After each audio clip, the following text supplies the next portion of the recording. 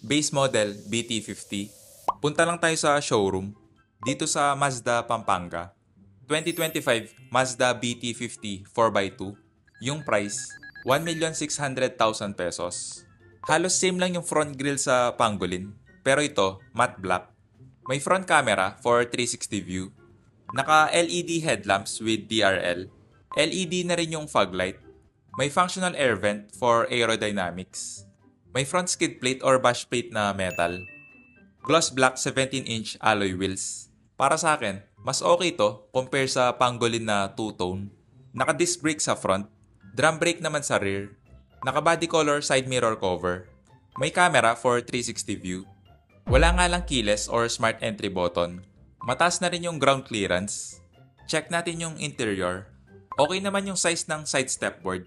Hindi siya mahirap tapakan. Leather and suede seats. Mas gusto ko to compare sa Pangolin na all leather. Mas premium din yung feel nito. Manual adjustment sa driver. Same sa front passenger, manual. Sa door panel, hard plastic. Padded leather armrest. Power window switch, pero driver window lang yung automatic. Leather wrap steering wheel. Tilt and telescopic adjustong steering column. Analog instrument cluster with 4.2-inch LCD display. Pagdating sa visibility, okay naman, mataas yung ride height. Kitang-kita yung hood. Hindi rin sobrang kapal ng A-pillar, kaya less blind spot. Soft touch yung part na to ng dashboard. 8-inch infotainment system. May volume and tuning knob. Single zone climate control. Mas okay siguro kung dual zone para sa price na 1.6M. 6-speed automatic transmission. Manual handbrake. Padded leather yung center armrest. Check natin yung storage. Malaki na rin yung storage space. May upper glove compartment. Hindi nga lang dampen yung glove box. May vanity mirror yung sun visor, pero wala nga lang ilaw. Same sa front passenger. Iset ko lang yung driver seat sa driving position ko. Check natin yung back seat. For reference lang, 5'7" yung height ko. Sa door panel, hard plastic, padded leather armrest, power window switch, pero hindi automatic. May grab handle sa B-pillar. Nakaset na to sa driving position ko. Yung legroom. Okay naman yung space, maluwag na rin. Sa foot space, makakapag-stretch ka pa. Hindi nga lang flat yung floor, pero hindi naman sobrang taas ng hump. Medyo bitin lang yung foot space sa middle seat. May USB-C port at AC vent.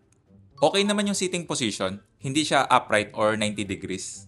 Yung headroom, nasa 3 to 4 inches pa. Check natin yung truck bed. Okay naman yung design ng tailgate, simple lang tignan.